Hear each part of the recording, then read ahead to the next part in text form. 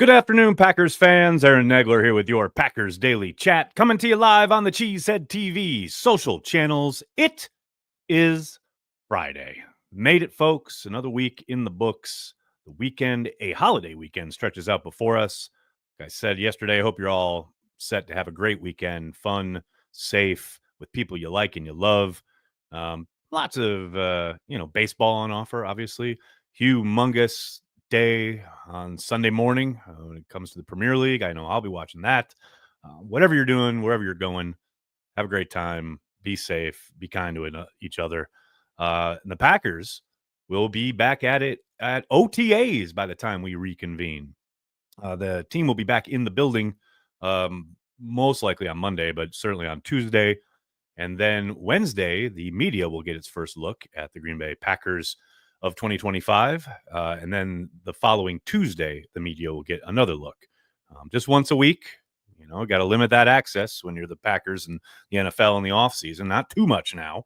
But yes, we will finally get to see the rookies mixed with the veterans in a shorts and helmets setting. So it's not real football yet, obviously, but some team stuff on offer, and the media's eyes there to take a gander and give us all updates on the proceedings. And I know it sounds ridiculous, but I'm excited. I love that kind of first flush of the entire squad getting on the field together. They've been mostly limited to, obviously classwork, workout stuff, and then individualized kind of stuff that they're allowed to do with their coaches. But this will be the first time as a team that they get to operate. And it's just exciting stuff as they start to build those and build that foundation for what hopes to be a deep playoff run, a title contending year in 2025.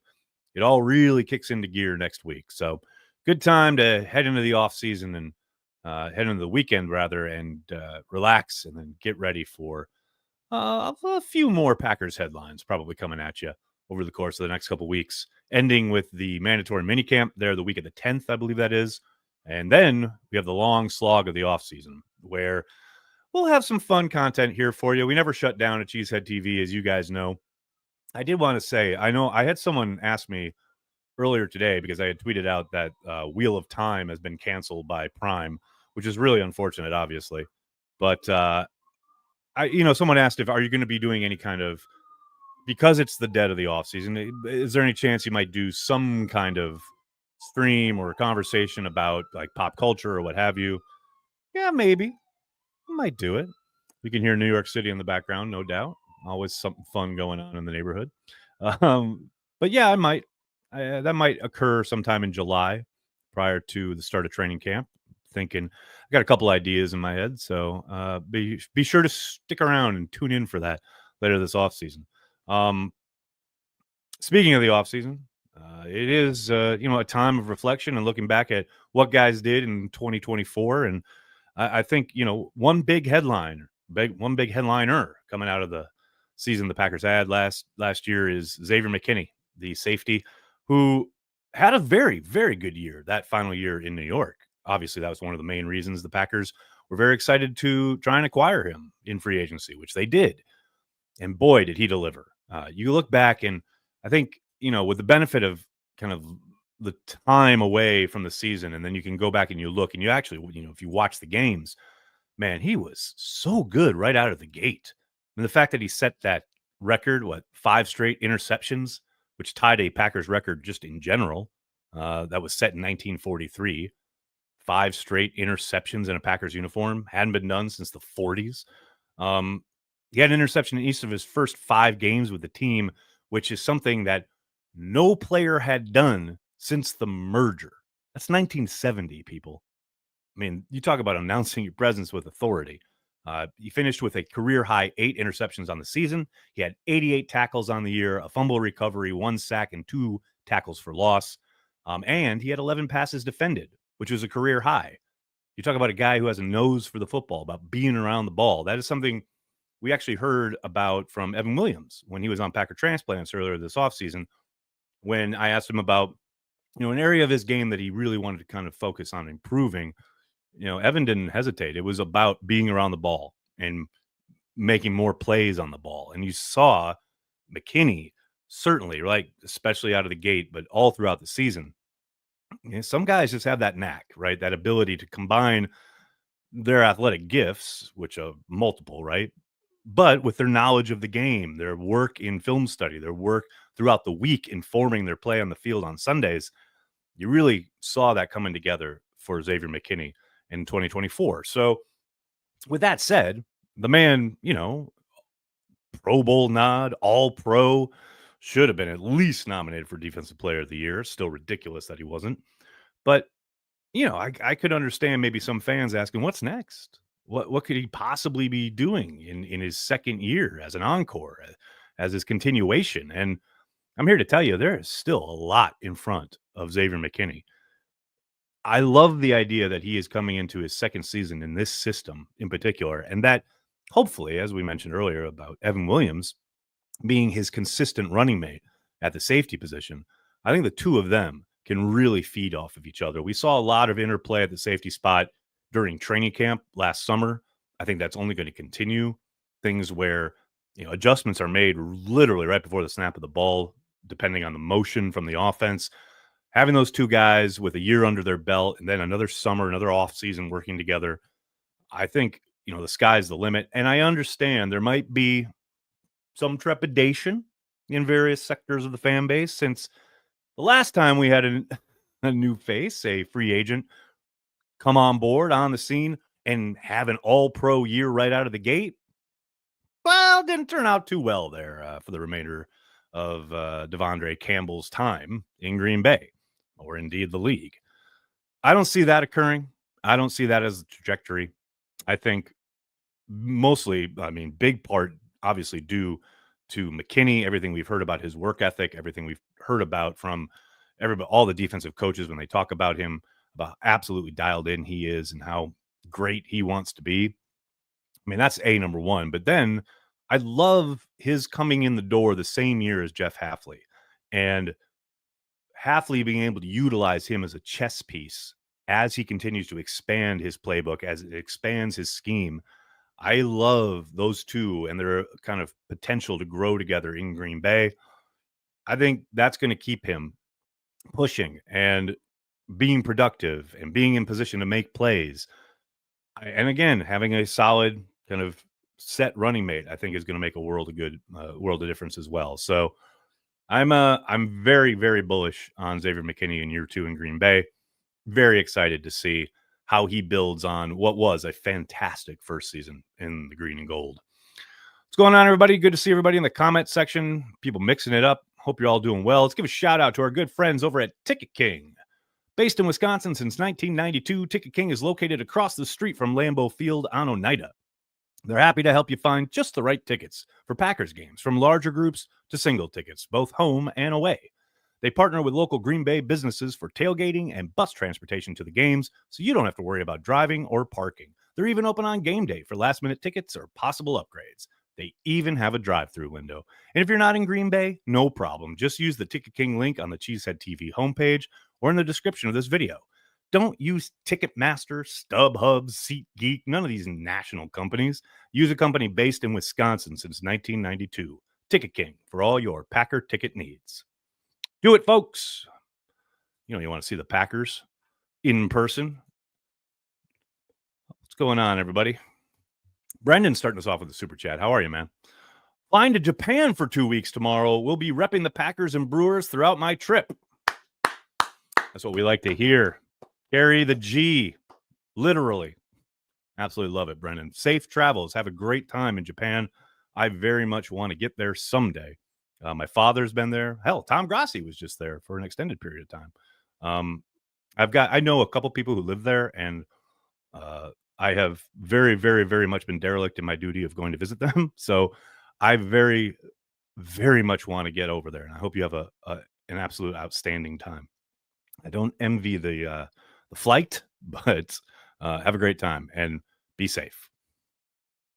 Joe, what's up, man?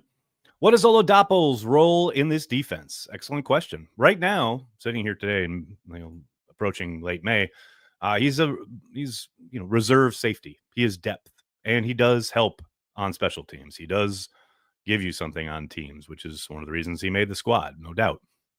But I don't see him beating out, you know, Williams anytime soon. Maybe, perhaps he gets an opportunity to run in some kind of rotational way in certain schemes against certain opponents, but I don't see him having a clear path to regular playing time unless, there are injuries in front of him, what have you. Maybe Bullard has some inconsistencies and isn't able to play, although I think Bullard is really obviously kind of set for the slot, and I don't think that's Oladapo's game. So right now, he's a depth piece, and he provides you really good insurance, which I think we started to see a little bit of that towards the end of last season. But yeah, I would be very surprised. Now, you never know. We'll see what happens when training camp rolls around. Maybe he shows up and has taken a monster step and he beats out Evan Williams for that safety spot across from Xavier McKinney. I don't foresee that happening, but crazier shit has happened. But right now, he gives you peace of mind and makes sure that that safety group and room is way better and deeper than it had been for the last 4 or 5 years prior to his being drafted. No doubt about that.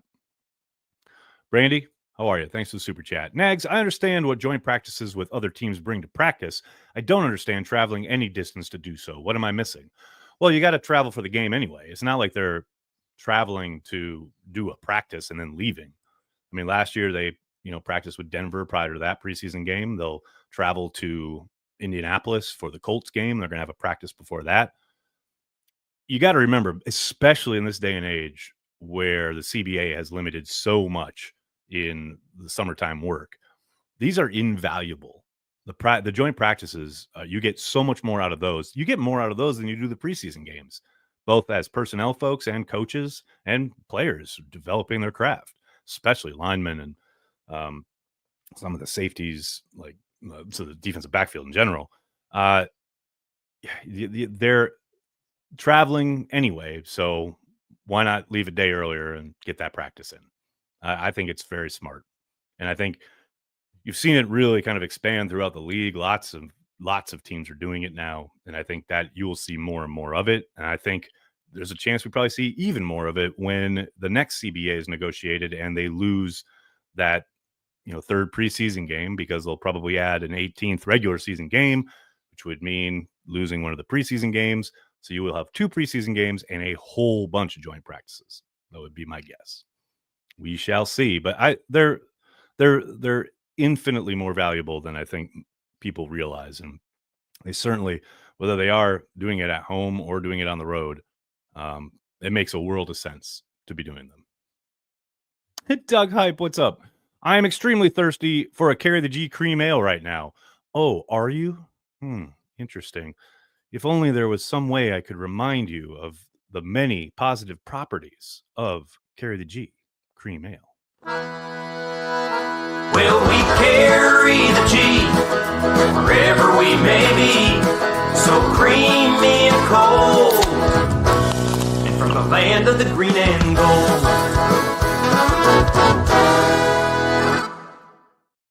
I do love how Doug Hype has become the hype man for Carry the G. I see how you move, buddy, and I appreciate it. Very, very good stuff. Oh, wow, Mr. Tundra, that's a throwback right there. I saw a lot of teams come to UW River Falls to practice against the Chiefs in the Cheese League years. Man, that is a throwback right there. I actually went to visit my best friend in the whole world, Luke.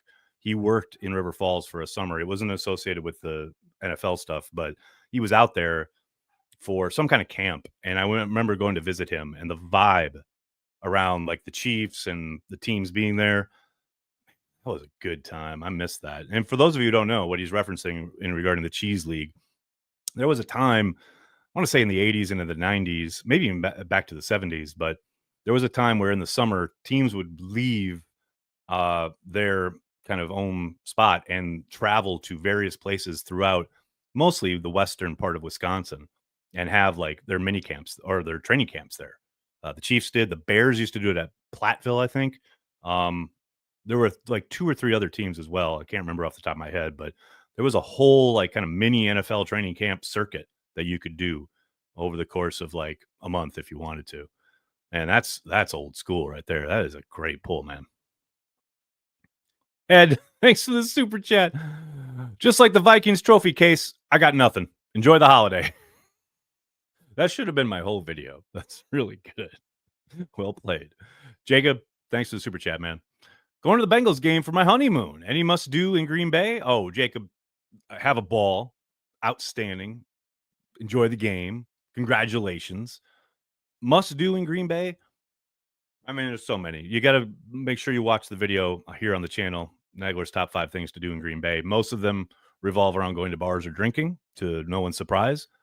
I will say, do the Heritage Trail if you have time. If you're in town for like a day before, do the Packers Heritage Trail. I recommend it to everybody. It is such a great experience, kind of getting a look at where a lot of very important things happen in the history of the team, but also the history of the town.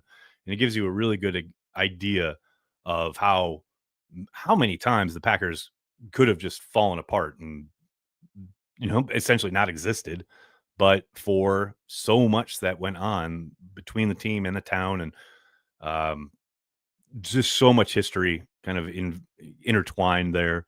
And the Heritage Trail does a great job of really kind of hammering that home. And, there's lots of stuff you'll hear about if you're in Green Bay having to do this or that, which there's a lot to do and it's a lot of fun. And I'm sure anybody's suggestions are welcome and a good time. But the Heritage Trail, if you are a diehard, if you are a Packers diehard, which I imagine if you're going to a Packers home game for your honeymoon, I got to imagine you are, go do the Heritage Trail. It is outstanding. Really, really cool stuff. Tundra had state security officer at UW River Falls had lots of access. I'll bet you did, man. That's awesome. Wasn't Chiefs in lacrosse? It was Saints, yes. And I think River Falls was the Chiefs, if I remember right. Chuck Olson, that's a great idea. If the Packers win 12 straight games, will Cheesehead TV and Gathering Place give out a free carry the G? I don't know about free, Chuck. Maybe we'll put it on special. How's that? How's that? Yeah, Eric, I think you're right here. Eric says it wasn't was it the Chiefs, Saints, Bears, and maybe the Falcons in the Cheese League. Was it the Falcons? You're right about the Saints. Saints were definitely in it. Yeah, I think you are right about the Falcons being part of it as well. It was a good time, man. Good stuff. Isaiah, what's up, man? Hey, Aaron, do you think the NFL calls would start to look at like they do in the UFL? Not sure about your English there, buddy, but I don't think there's anything that the UFL is doing that the NFL is going to ape anytime soon. But that said, if you're talking about maybe the way they do the like Skycam stuff and have kind of video review, we've seen the NFL start to do some of that, and they've expanded it a little bit this offseason. So if that's what you're asking about, I think they will dip their toe in there ever so slightly, probably each and every year. What else we got?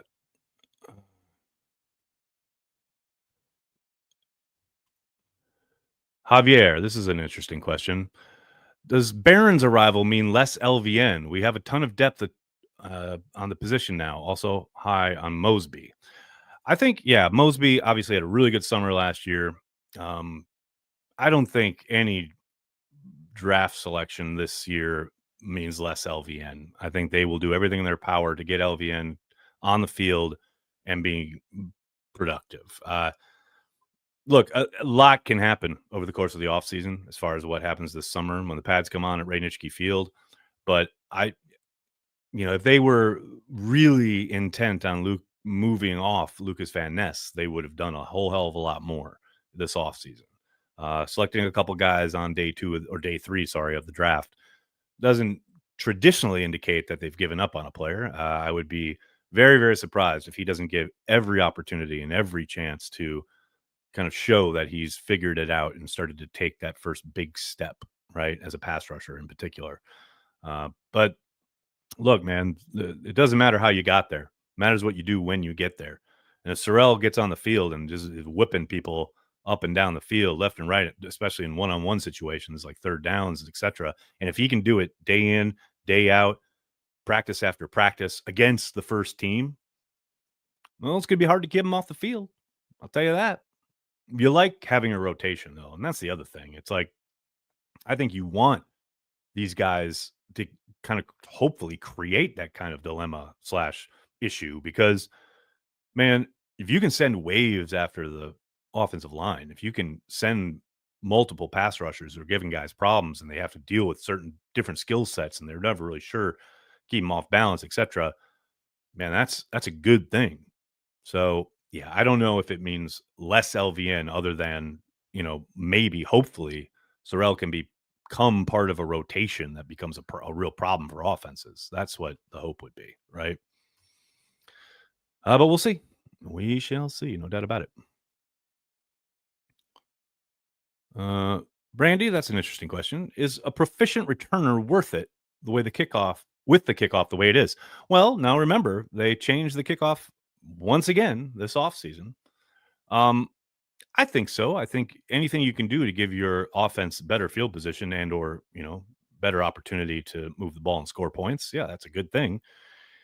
I know it's kind of been hard to watch here that first blush of the dynamic kickoff. Like it wasn't certainly dynamic most of the time. A lot of that had to do with the fact that teams continued to just kick it into the end zone.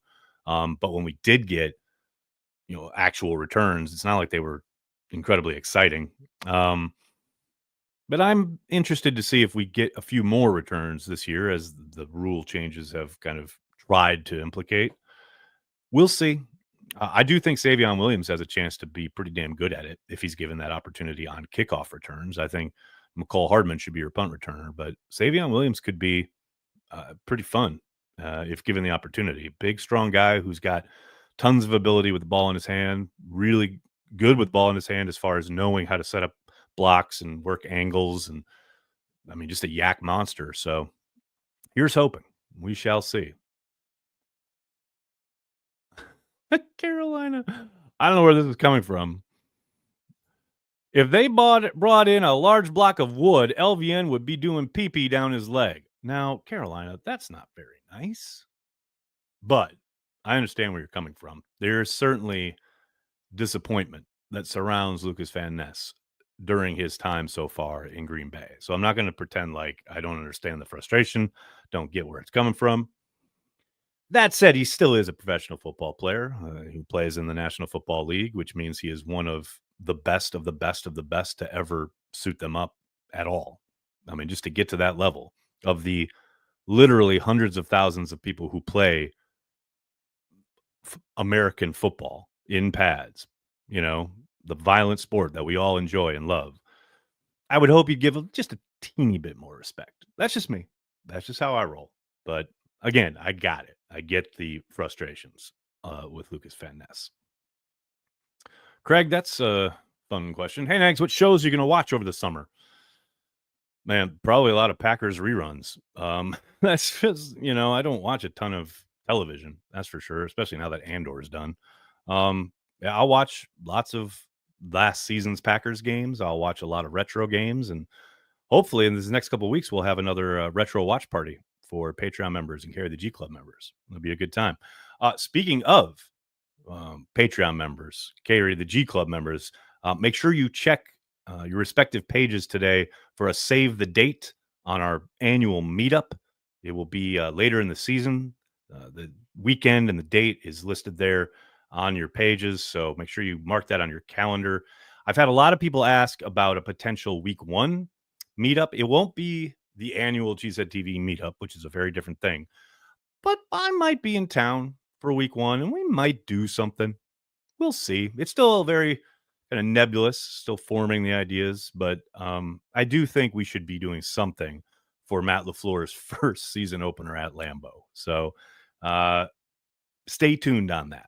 We shall see how the rest of this offseason kind of comes into focus, so to speak. Oh, RCS with the very important questions here. Where does Rogue One rank for you? Man, for me, there's Empire Strikes Back. There's the original Star Wars. And then probably Rogue One. That's where I would rank it. I mean, if we're talking just the movies, right? Because I think Andor, the series, season 1 and 2, is better than Rogue One. So if we were including television series, I would probably put Andor in that spot. But that's a conversation for our nerd out later this offseason. All right, everybody, I'm going to have to get going. I cannot thank you enough for hanging out, talking Packers each and every day, Monday through Friday, right here on the Cheesehead TV social channels. Please do me a monster favor and hit like on the video, subscribe to the channel, and then tell your friends and tell your family, Cheesehead TV, we are devoted to Green Bay Packers fans worldwide. Thanks a lot, everybody. Have a great weekend. Go Pack Go.